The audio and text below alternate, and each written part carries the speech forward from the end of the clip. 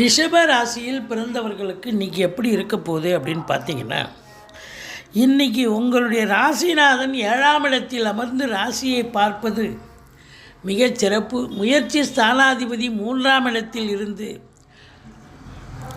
சனி சாரம் பெற்றிருப்பது அதை விட சிறப்பு. அப்போ எடுக்கின்ற முயற்சிகள் இமாலய வெற்றி பெறும்.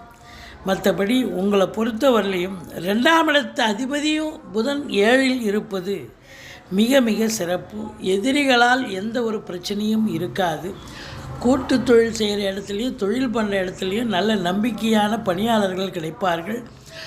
தாய் வழி சொந்தங்களால் அனுகூலம். அசையா சொத்துக்கள் மூலம் இன்று நல்ல ஒரு சவாரி கிடைச்சி ஆதாயம் கிடைக்கும். படிக்கிற பிள்ளைங்க இன்றைக்கி நல்லா படிப்பாங்க. குலதெய்வ வழிபாடு இன்றைக்கி பண்ணிக்கிங்க. ஏன்னா 5ல் கேது இருக்கிறதால கொஞ்சம் எச்சரிக்கையாக இருக்கணும். மற்றபடி உங்களுக்கு இன்றைக்கி அற்புதமான ஒரு நாள். தொழில் உத்தியோகம்